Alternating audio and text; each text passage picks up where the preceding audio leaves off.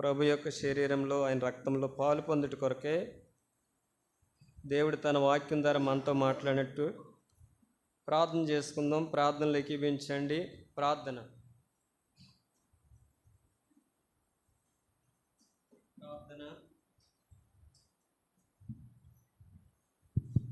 ప్రార్థన చేసుకుందాం.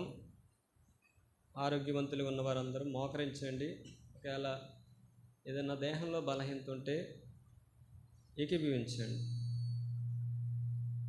పరిశుద్ధుడైన తండ్రి, మహాగణుడు, మహోన్నతుడు, మహోన్నతమైన పరిశుద్ధ స్థలంలో నివసించే దేవుడు, అటువంటి దేవుడు ఏమై ఉన్నావో ఈ లోకంలో మేము తెలియకుండా నశించిపోతూ చీకట్లో అజ్ఞానుల వలె పాపానికి, నరకానికి, అపవాదికి దాసులై ఉన్నప్పుడు మమ్మల్ని కూడా విమోచించడానికి ప్రభు ఈ లోకానికి ఆ శక్తిగల వాక్యము, జీవవాక్యము, ప్రవచన వాక్యము, అధికారం గల వాక్యము, ప్రభు వాక్యము, ప్రభు అటువంటి వాక్యమైన నీవు ఆది ఉన్న వాక్యము ఈ లోకానికి శరీరధారిగా వచ్చారు. మీరు ఈ లోకానికి శరీరధారిగా ఎందుకు వచ్చారు? నీ లేఖనాల ద్వారా మాతో మాట్లాడారు. మిమ్మల్ని ఆరాధించట కొరకే మమ్మల్ని కూడా ఆయా స్థలాల నుంచి మీ వాక్యం ద్వారా మమ్మల్ని దర్శించి విశ్వాసము, గొప్ప రక్షణ ఇచ్చి నీ సంఘంలో మమ్మల్ని చేర్చుకున్నావు. ప్రభు మిమ్మల్ని ఆరాధించే కృపనిచ్చారు. ఈ సమయంలో ఇటువంటి ఆధిక్యత, ఈ ఘనత మేము పొందుకోవడానికి కేవలం నేను ఈ లోకానికి నువ్వు శరీరధారిగా రావడాన్ని బట్టి మేము ఈ యొక్క ఆధిక్యత పొందుకున్నాం. మిమ్మల్ని ఆరాధించాము. అందుకే ప్రభా మీరు అన్నారు, నన్ను జ్ఞాపం చేసుకున్నట్టుకై దీన్ని చేయడన్నారు. మిమ్మల్ని జ్ఞాపం చేసుకోవడానికి, మమ్మల్ని మేమే పరీక్ష చేసుకోవడానికి నీ వాక్య ప్రత్యక్షతలోంచి మీ ఆత్మ ద్వారా మాతో మాట్లాడండి. యోహాను సువార్త 14:26 నెరవేర్చండి. యోహాను సువార్త 15:26 నెరవేర్చండి. యోహాను సువార్త 16:13 మీరు నెరవేర్చమని ప్రార్థన చేస్తాం. కూడి వచ్చిన మమ్మల్ని మీ కృపకు అప్పగించుకుంటూ నేను మమ్మల్ని జ్ఞాపం చేసుకోమని, మీ సన్నిధి, మీ సహవాసం మాతో ఉంచమని ప్రార్థన చేస్తూ మీరు చెప్పిన రీతిగా సమాజంగా కూడట మానకన్నారు. ఏలైనా 2-3 నా నామం ఎక్కడ కూడింటారో వారి మధ్యన ఉంటానన్నావు ప్రభా. మీరే మా మధ్యన ఉండండి, మాకు సహాయం చేయండి. వచ్చిన వారు ఎటువంటి పరిస్థితులు ఉన్నప్పటికీ నీ లేఖనాల ద్వారా మాట్లాడి బలపరచండి. అనారోగ్యంలో ఉన్న వారిని స్వస్థపరచండి. నిరీక్షణ లేని వారికి నిరీక్షణ దయచేయమని ప్రభా. కొరింథీయులకు రాసిన 2వ పత్రిక 13:8 ప్రకారం నీ సత్యము నిమిత్తమే ఫిలిప్పీలకు రాసిన పత్రిక 4:13 ప్రకారం నన్ను బలపరచమని, నీ మహిమ కొరకు జ్ఞాపం చేసుకోమని మా ప్రభువును రక్షకుడు నీ ప్రియకుమారుడైన యేసుక్రీస్తు వారి శ్రేష్టమైన ఘనమైన నామములో ప్రార్థించి సహాయం కొరకు అడుగుచున్నాం తండ్రి. ఆమేన్.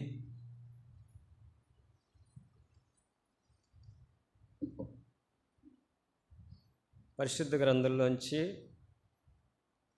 ఈ సంవత్సరం మోటో కార్డులో ప్రింట్ చేయబడిన లేఖనాన్ని జ్ఞాపం చేసుకుందాం. యెహోషువ గ్రంథం, క్షమించండి, ద్వితీయోపదేశకాండం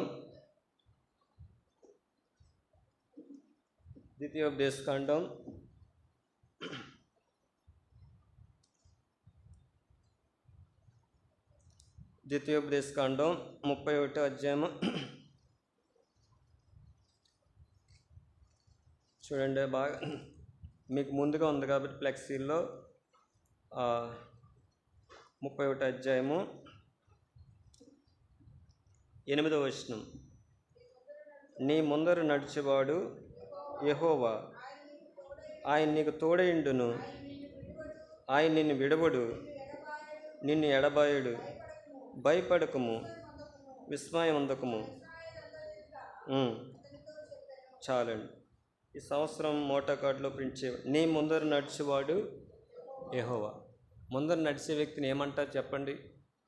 రాజు, లేకపోతే ప్రభుత్వం చేసేవారు, అధికారి. అవునా కదండి? ఈ దినాల్లో చూడండి, అధికారం ఉంటేనే ఎక్కడ నడుస్తారు. మొన్న దినాన్ని ఎక్కడో కానీ ఒక మినిస్టర్ వెళ్తున్నాడు. ఆ మినిస్టర్ ముందు సెక్యూరిటీ వెళ్ళిపోతుంది, మధ్యలో ఆయన ఉన్నాడు. కానీ ఈయన మాత్రం అలా కాదు. కానీ అక్కడ చూడండి, నీ ముందర నడిచేవాడు యెహోవా. ముందర నడిస్తే ఎటువంటి పరిస్థితులు ఎదురవుతాయి చెప్పండి. మోషే చనిపోయాడు, గొప్ప కార్యాలు అద్భుత కార్యాలు చేశాడు. మరి మోషే చనిపోయిన తర్వాత ఆయన ముందర నడిచేది ఎవరండి? దేవుడే. అక్కడ ఒక మాట ఉంటుంది చూడండి, 31వ అధ్యాయము 6వ వచనం. భయపడుకుడి, వారిని చూసి దిగులు పడుకుడి, నీతో కూడా వచ్చేవాడు నీ దేవుడని యెహోవా, ఆయన నిన్ను విడబడు, నిన్ను ఎడబాయను. ఇక్కడ ఒక మాట ఉంది, ముందు తోడు. ఏమన్నా ఈ మాటలకు ఏమన్నా కొద్ది తేడా ఉందంటారా? చెప్పాలి, చాలా తేడా ఉంది. ముందు నడిచేది ఎవరండి? నాయకుడు, రాజు. గొర్రెల కాపరి ఎక్కడ నడుస్తాడు చెప్పాలి? గొర్రెల కాపరి. చూడండి, యోహాను సువార్తలో భాగం ఉంటుంది, 10వ అధ్యాయము, యోహాను సువార్త 10వ అధ్యాయం 4వ వచనం. మరియు అతడు తన సొంత గొర్రెలన్నిటికీ వెలుపల నడిపించాడు. వారికి ముందు ఏముందంటే ప్రమాదం ఉంటుంది, ముందు ఏముంటుంది? నష్టం ఉంటుంది. ఏముంటుందండి ముందు? అందుకే యెహోషువ చదవండి, ఒక మాట ఉంటుంది, యెషయా గ్రంథం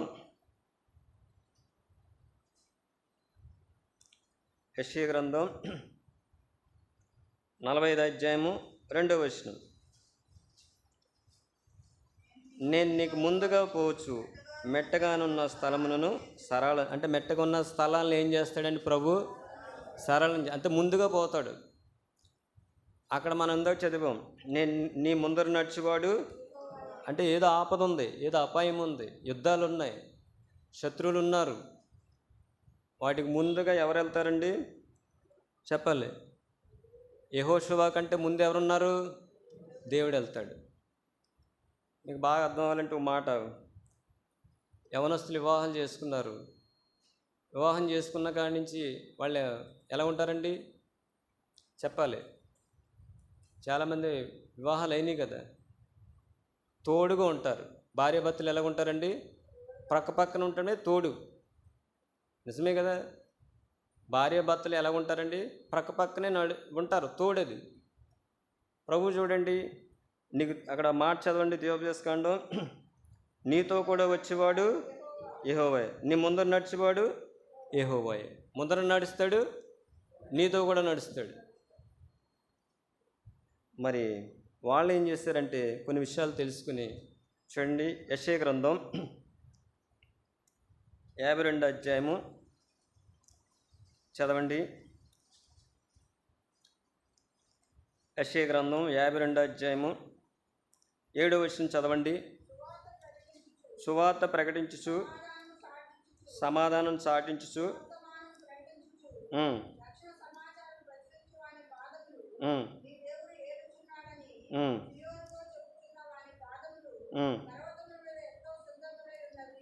చాలండి.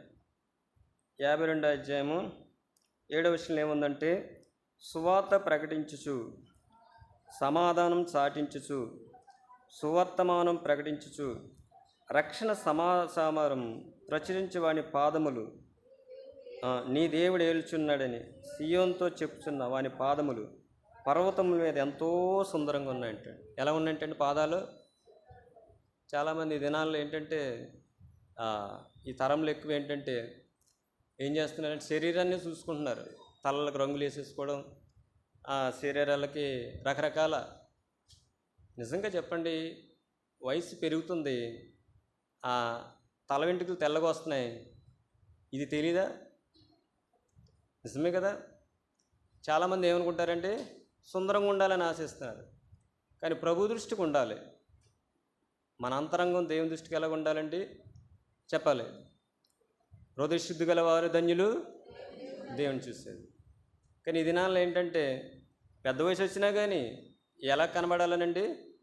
సుందరంగా కనబడాలి, యవనస్తులుగా కనబడాలి. అది ఎలాగ సాధ్యం చెప్పండి? ప్రతిదానికి ఏముంది? సమయం ఉంది.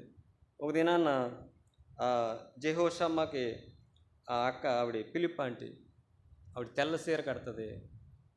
తల కూడా ఎలాగుంటుందంటే తెల్లగా ఉంటుంది. ఆవిడ ఏం కనబడ్డదంటే చెప్పండి చెప్పండి, దైవభక్తి, పవిత్రత కనబడుతుంది. ఈ తెల్లబట్టలు ఏంటంటే పరిశుద్ధతకి చూపిస్తాయి.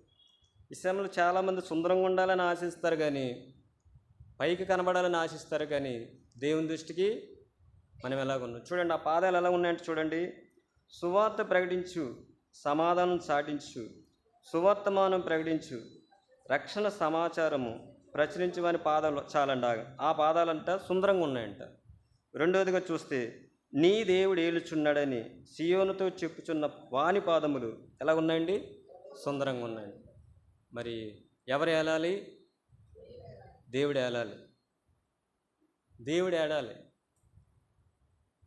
ఏలుబడి దేన్ని తెలియపరుస్తుందంటే చెప్పండి, అధికారం, ప్రభుత్వం, ఇంకేంటి, రాజు, సైన్యాన్ని. రాజు దగ్గర ఎంతోమంది ఉంటారు, వీళ్ళందరినీ ఏలేది ఎవరండి? రాజు. మన ప్రభు గురించి ఒక మాట ఉంది, ఆయన ఎవరు? రాజులకు రాజు, ప్రభులకు ఆయన ఏలాలి. ఏం ఏలాలి చూడండి, ఆ మాట ఉంది కదా, నీ దేవుడు ఏలుచున్నాడని సియోనుతో. సంఘాన్ని ఎవరు ఏలాలండి? దేవుడు ఏలాలి. ఈ దినాల్లో మనుషులు వెళ్తున్నారు, అందుకే అసమాధానం, అందుకే కలహాలు. దేవుడి యొక్క అధికారానికి మనం లోబడినప్పుడు, దేవుని యొక్క వాక్యానికి మనం లోబడినప్పుడు అక్కడ ఏముంటుందంటే, అక్కడ ఆ మాట ఉంది చూడండి, చదవండి. నీ దేవుడు ఏల్చున్నాడని పైన ఒక మాట ఉంది చూడండి, సువార్త ప్రకటించు, సమాధానము చాటించు. సమాధానం ఎక్కడైతే దేవుడి యొక్క అధికారంలో, దేవుడి యొక్క ప్రభుత్వంలో, దేవుడి యొక్క స్వాధీనంలో సంఘం ఉంటుందో అక్కడ ఏముంటుందండి? సమాధానం ఉంటుంది. దేవుడు ఏడాలి. ఎవరు ఏలాలండి? దేవుడు ఏలాలి. చూడండి, కొన్ని విషయాలు మనం తెలుసుకుని ప్రభు యొక్క బలలో పాలు పొందుతాం. మొట్టమొదటిగా చూడండి, సమూయేలు మొదటి గ్రంథం 12వ అధ్యాయము 12వ వచనం చదవండి.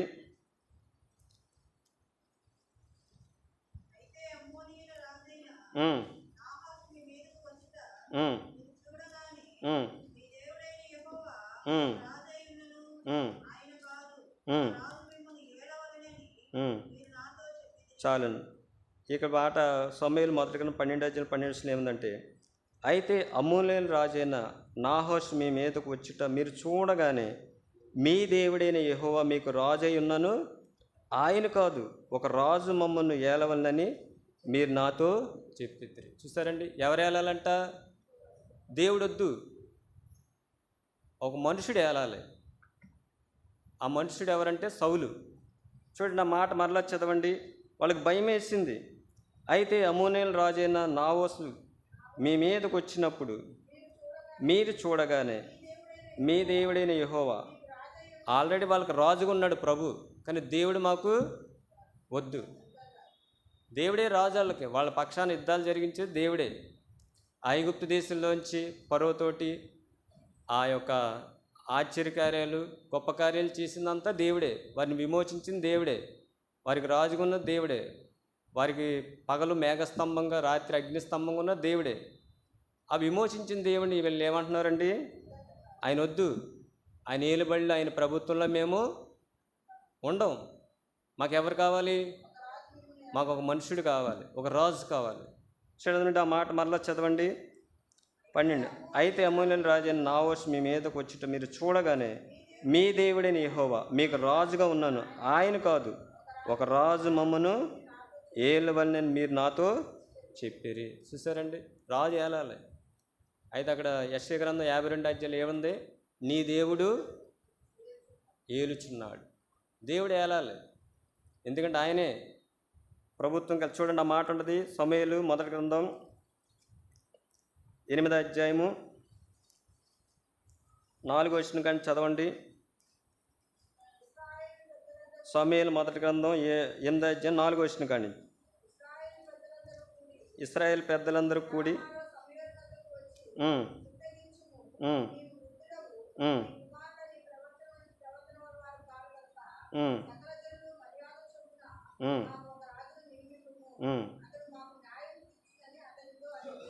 చాలండి, ఏమని అడుగుతున్నారండి?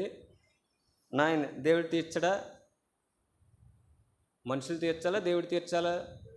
దేవుడే తీర్చాలి. ఎందుకంటే దేవుడు న్యాయాధిపతి, లంచాలు పుచ్చుకోడైనా, పక్షపాతి కాదు. చూడండి ఆ మాట చదవని కంటిన్యూ చేయండి. మాకు న్యాయం తీర్చుటకై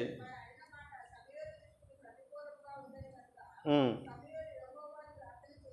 ఉమ్, ఉమ్,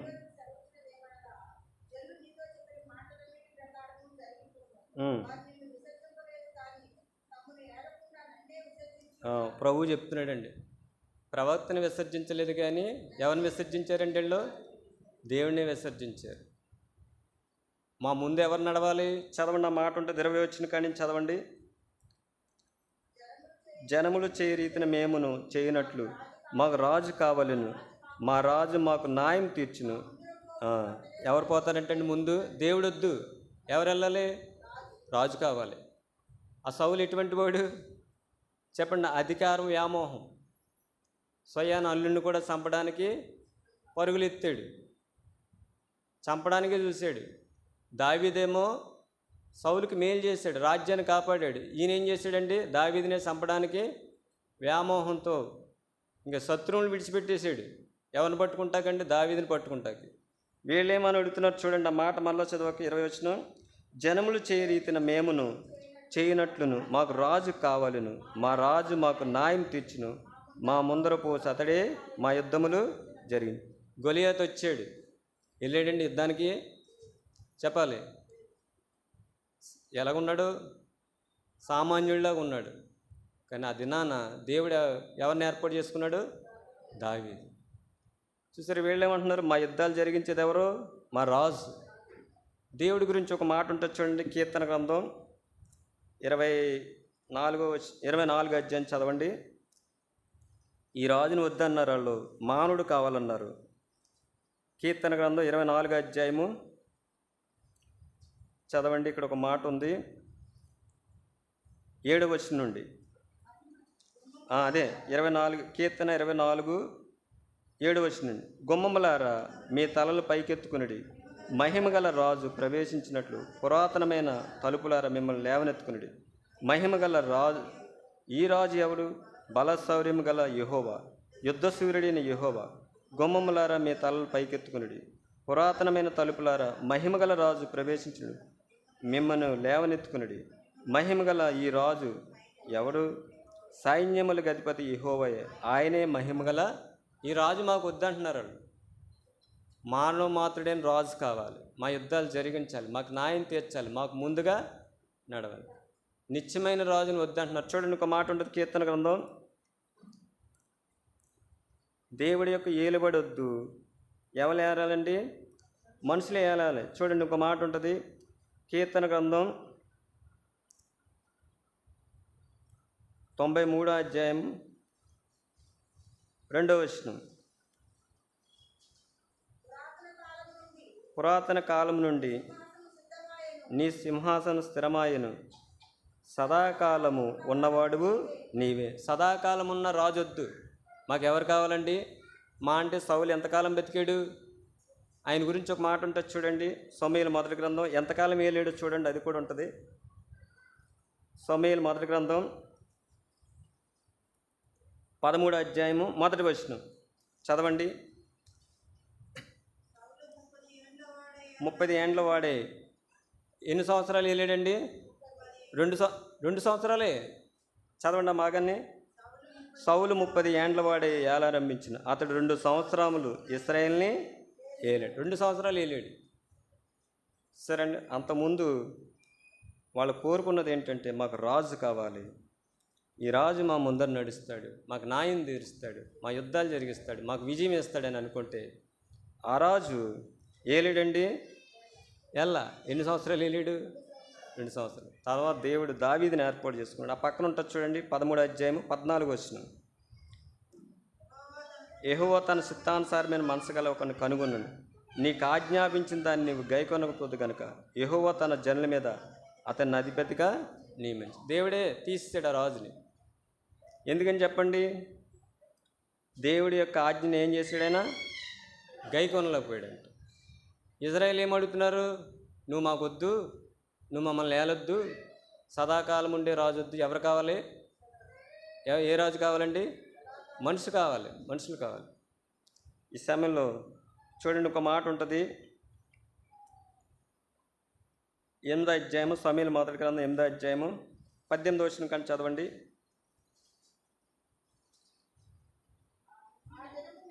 ఉమ్, ఉమ్, ఉమ్, ఉమ్, ఉమ్, ఉమ్, ఉమ్. చాలండి. లోక మర్యాద. ఏ మర్యాద అండి? లోకంలో రాజులు ఉన్నారు, మాకు కూడా ఒక రాజు కావాలి. అడిగినందుకు సమూయేలు చూడండి, ఒక మాట ఉంటుంది. అదే సమూయేలు మొదటి గ్రంథం, అదే సమూయేలు గ్రంథం మొదటి గ్రంథం 8వ అధ్యాయం చూడండి. 8వ అధ్యాయము ఇక్కడ ఒక మాట ఉంది చూడండి. 7వ వచనం మరలా చదవండి. ఉమ్, ఉమ్,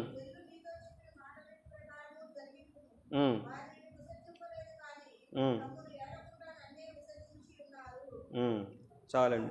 అంటే ఆయన ఏలుబడిలో లేకపోవడం వల్ల ప్రభుని ఏం చేశారండి? వీళ్ళు విసర్జించుట, దేవుణ్ణి విసర్జించారు. ప్రభు శరీరధారిగా ఉన్న దినాల్లో కూడా చూడండి, ఒక మాట ఉంటుంది. యోహాను సువార్త 19వ అధ్యాయము, యోహాను సువార్త 19వ అధ్యాయము.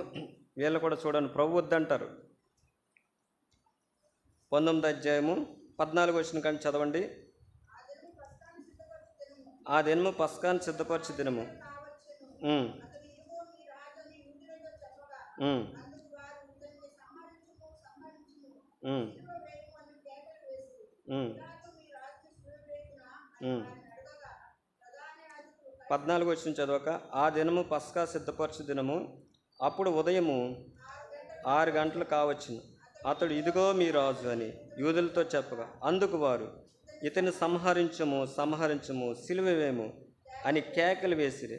పిలాతు, మీ రాజును సిలువేదిన అని వారిని అడుగా, ప్రధాన యాజకులు, కైసరు తప్ప మాకు. చూసారు, వీళ్ళు ఏమడుగుతున్నారండి? కైసరే మాకు రాజు, ఈ రాజు వద్దు. ఎవరు కావాలంటండి? కైసరు కావాలంట. ఆ దినాల్లో కూడా ఇజ్రాయేల్ ఏమన్నారు? ఆ రాజు మాకొద్దు. ఏ రాజు కావాలి? మనుషుడు కావాలి. ఈ దినాల్లో కూడా చూడండి, యేసు ప్రభు రాజుగా ఉండడానికి వచ్చాడు. ఆయన ఎవరంటే రాజులకు రాజు, ప్రభులకు ప్రభు. మనల్ని కూడా ప్రభు ఏం చేశాడండి? రాజులుగా చేశాడు, యాజక సమూహంగా చేశాడు. రాజు ఏం చేస్తాడంటే ముందు నడుస్తాడు. రాజు ఏం చేస్తాడంటే యుద్ధాలు జరిగిస్తాడు. రాజు ఏం చేస్తాడంటే విజయాన్ని ఇస్తాడు. రాజు ఏమి ఇస్తాడంటే క్షేమాన్ని ఇస్తాడు. కానీ ఈ రాజు మాకు వద్దు, సదాకాలం ఉన్న రాజు వద్దు. మాకు ఎవరు కావాలి? కైసరు కావాలి, కైసరు కావాలంట. అందుకే మనం చదివిన బాగా యెషయా గ్రంథం 52 అధ్యాయం 7వ వచనం ఏముందండి? నీ దేవుడు ఎవరు ఏలాలి? చెప్పండి. సియోన్ని ఎవరు ఏలాలి? సియోన్ అంటే దేవుని ప్రజలు, సంఘం. ఎవరు ఏలాలంటండి? చెప్పాలి. నీ దేవుడు ఏలుచున్నాడని. చదవక మళ్ళీ ఆ భాగాన్ని. 52:7 సువార్త ప్రకటించుచు, సమాధానం చాటించుచు, సువార్తమానం ప్రకటించుచు, రక్షణ సమాచారం పాదములు నీ దేవుడు ఏలుచున్నాడని సియోనుతో చెప్పుచున్న వాని పాదములు పర్వతముల మీద ఎంతో సుందరంగా ఉన్నాయంటాడు. దేవుడు ఏలాలి, ఎందుకంటే ఆయనే మనల్ని పుట్టించాడు, ఆయనే మనల్ని ప్రేమించాడు, ఆయనే మన పాపాల కొరకు ఈ లోకాన్ని శరీరధారికి వచ్చాడు. ఆయన ప్రభుత్వం కింద మనం ఏమై ఉండాలండి? విధేయులమై ఉండాలి. అప్పుడు మనకేం కలుగుద్ది చెప్పండి. చూడండి, సమూయేలు మొదటి గ్రంథం ఆ మాట కూడా ప్రవక్త చెప్పాడు. సమూయేలు మొదటి గ్రంథం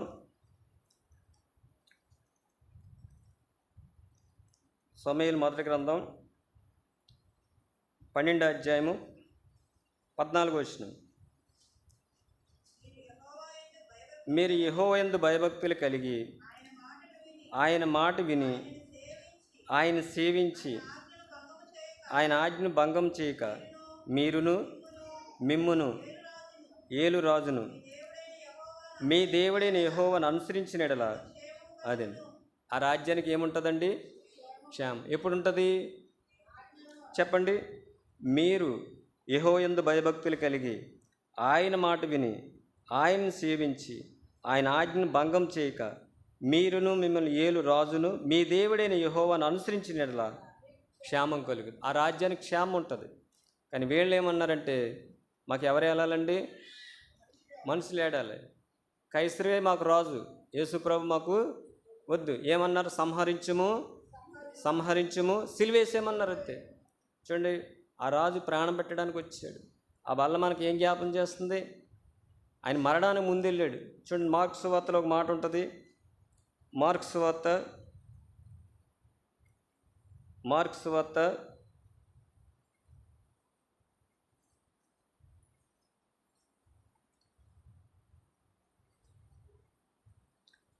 10:32.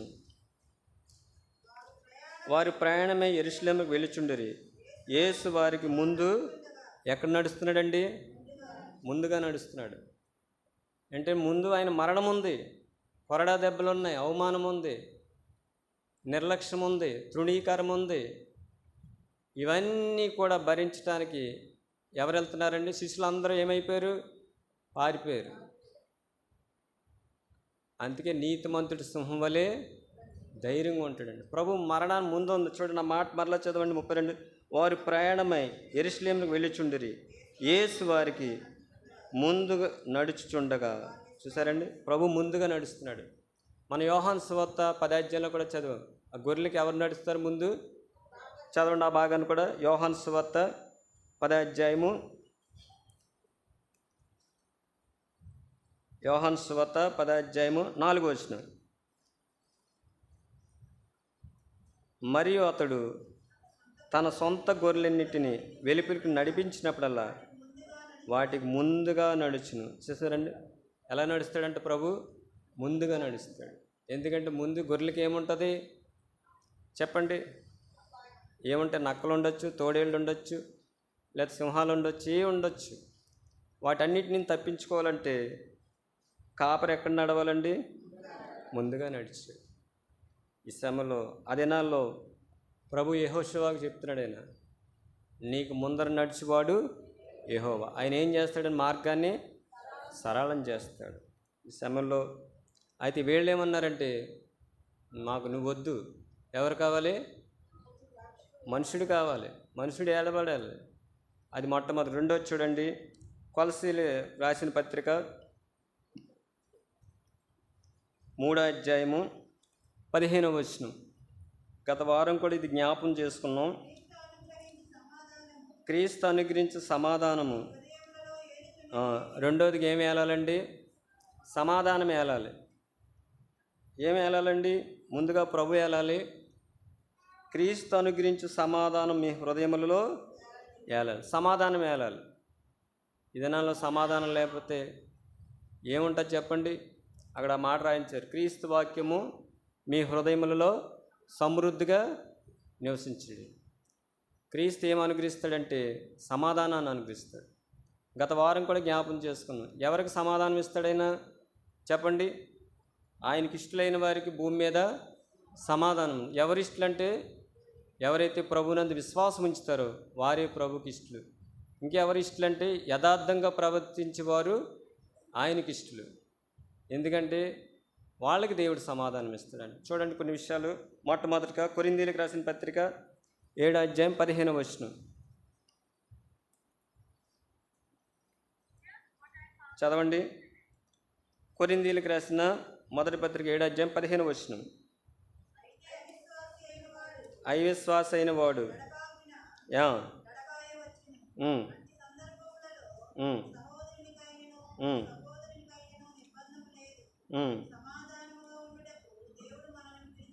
చాలండి. ప్రభు ఎందుకు పిలిచాడంట? మనల్ని సమాధానంగా ఉండడానికి పిలిచాడంట.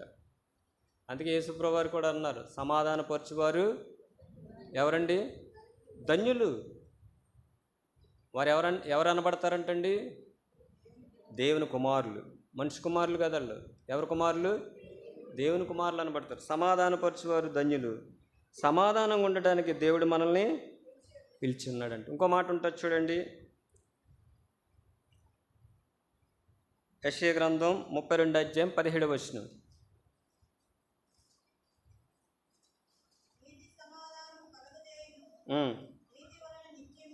ఉమ్. నీతి వల్ల ఏం కలుగుద్దండి? సమాధానం. ఆ నీతి ఎవరంటే ప్రభు అయిన యేసు. నీతి వల్ల సమాధానం కలుగుతుంది. దుర్నీతి వల్ల ఏం కలుగుద్దండి?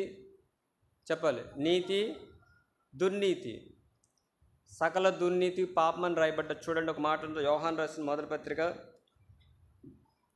యోహాను రాసిన మొదటి పత్రిక, ఇక్కడ మాట ఉంటుంది చూడండి. 5వ అధ్యాయము 17వ వచనం. సకల దుర్నీతి పాపము, అయితే మరణకరం కాని పాపము కలదు. సకల దుర్నీతి ఏంటండి? పాపం. నీతి వల్ల ఏం కలుగుద్ది? సమాధానం కలుగుద్ది. యెషయా గ్రంథం చదివి 32వ అధ్యాయం చదవండి మాట 17వ వచనం.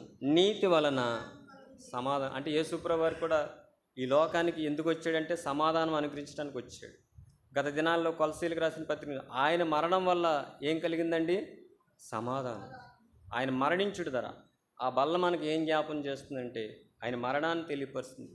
ఒకప్పుడు దేవుడికి మనం శత్రువులుగా ఉన్నాం, సమాధానం లేదు, శిక్షకు పాత్రులు. అయితే యేసు ప్రభువు వారు ఏం చేశారంటే ఈ లోకానికి రావడం ద్వారా, శరీరధారిగా రావడం ద్వారా, ఆయన మరణం ద్వారా మనకేం కలిగిందండి? ఆయన మరణం ద్వారా. అంటే మనకని దేవునికి మధ్య వ్యక్తి ఎవరంటే యేసు ప్రభువు. ఆయన చనిపోయాడు. ఆయన చనిపోవడం ద్వారా మనకు మరణం కలిగింది. ఆయనే నీతి. కొరింథీయులకు రాసిన మొదటి పత్రికలో ఆ మాట ఉంటుంది. మొదటి అధ్యాయం అక్కడ ఆయన మనకు నీతియు, పరిశుద్ధతయు, విమోచన, జ్ఞానం అంట. ఆయన మనలో ఉంటే మనకేం కలుగుద్దండి? సమాధానం కలుగుద్దండి. రెండో మాట చూడండి, మూడో మాట. యోబు గ్రంథం 21వ అధ్యాయము 22వ వచనం. యోబు గ్రంథం 21, 22.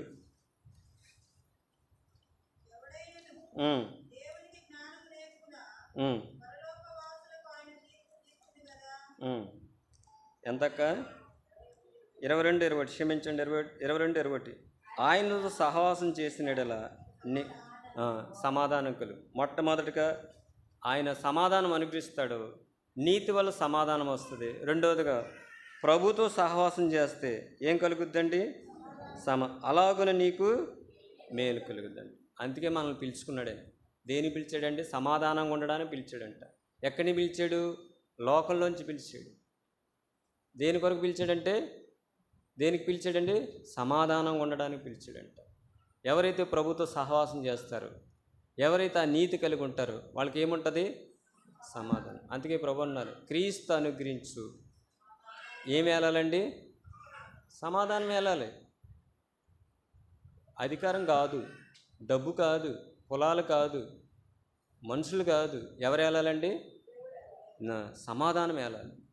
ఆ సమాధానం ఎక్కడైతే ఉంటుందో చూడండి, అక్కడే ఉంటుంది. ఏముంటుందంటే కీర్తన గ్రంథం 133వ అధ్యాయం, సహోదరుల ఐక్యత కలిగి నివసించుట మేలు. ఎక్కడైతే సమాధానం ఉంటుందో అక్కడ ఐక్యత ఉంటుంది. ఎక్కడైతే ఐక్యత ఉంటుందో అక్కడ మేలు ఉంటుంది. ఎక్కడైతే మేలు ఉంటుందో అది మనోహరంగా ఉంటుంది. ఎక్కడైతే ఆ సమాధానం ఉంటుందో శాశ్వతమైన జీవం ఉంటుంది. ఎక్కడైతే సమాధానం ఉంటుందో అక్కడ ఆశీర్వాదం ఉంటుంది. చూసారండి, ఒక్క సమాధానం వల్ల ఏం కలుగుతున్నాయి? ఐక్యత.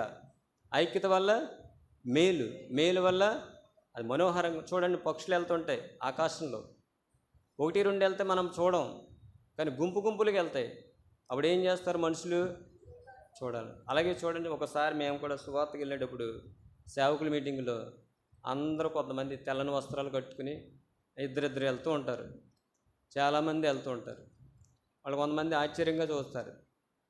అంటే సహవాసంలో ఏముందండి? చెప్పాలి, ఎదట వాళ్ళని ఆకర్షింపజేస్తుంది, ప్రభావం ఉంది. అందుకే సహోదరుల ఐక్యత కలిగి నివసించుట మేలు, మనోహరం. ప్రభు అందుకే పిలిచాడు. పిలిచి ఏం చేశాడండి? చెప్పండి. క్రీస్తు అనుగ్రహించి సమాధానం మీ హృదయంలో ఏలాలంటే సమాధానం ఉండాలి. చూడండి, ఒక మాట ఉంటుంది. రోమీయులకు రాసిన పత్రిక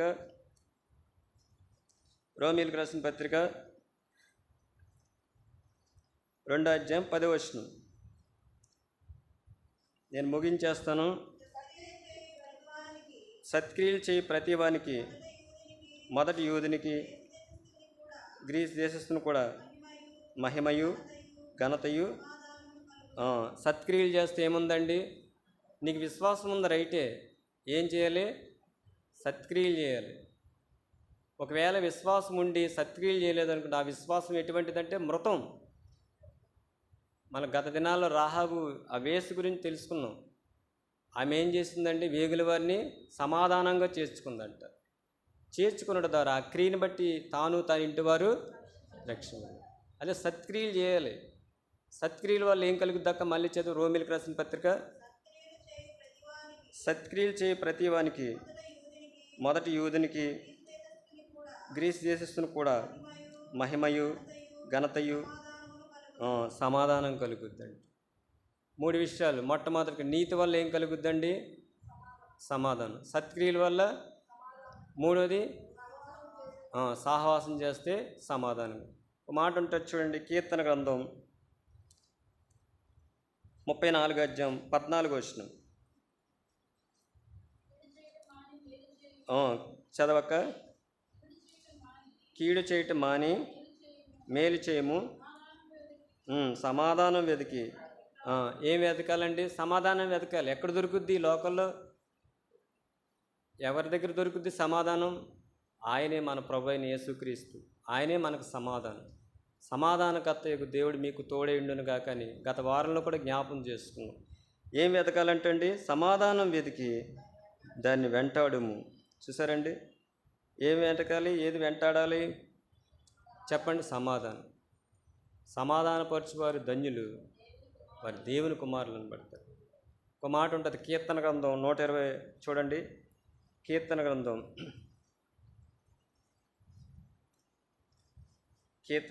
120 ఒక మాట ఉంటుంది చూడండి.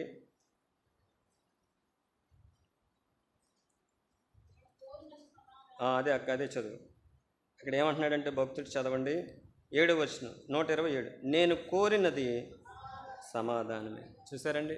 ఎప్పుడు దావీదు సౌలు చంపడానికి ప్రయత్నం చేసినా కానీ, దావీదు ఎన్ని సందర్భాలు వచ్చినా కానీ ఏం కోరాడండి? సమాధానమే కోరాడు. ఆయనకు అవకాశాలు వచ్చినాయి కానీ చంపలా. ఏం కోరుకున్నాడు?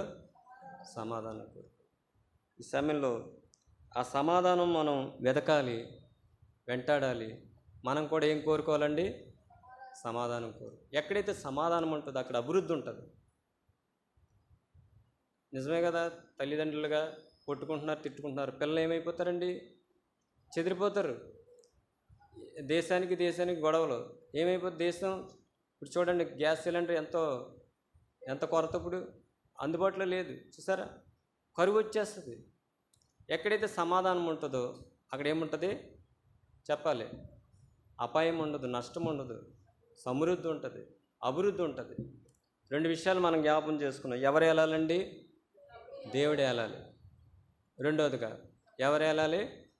సమాధానమే ఏలాలి. సమాధానమే ఏలాలి. మరి అటువంటి కృప దేవుడు మనకు అనుగ్రహించినగా ప్రార్థన చేసుకుందాం. ప్రభు యొక్క బలలో పాలు పొందక మునుపు మనల్ని ఎవరు వెళ్తున్నారు? ప్రభు వెళ్తున్నారా? వాళ్ళు అడిగారు, మాకు నువ్వు వద్దు, మాకు కైసరే ఏలాలి, సదాకాలం ఉండే రాజు మాకు వద్దు, కొంతకాలం కనబడి అంతలో మాయమై ఆవిరి వంటి వాడే కావాలి, సౌలు కావాలి, రాజు కావాలని అడిగారు. ఆ రాజు స్థిరంగా ఉన్నాడా? దేవుడే తొలగించాడు. కానీ సదాకాలం ప్రభు తోడుకుంటే, ఆయన ఏలుబడిలో మనం ఉంటే మనకి క్షేమం ఉంది. ప్రార్థన చేసుకుందాం.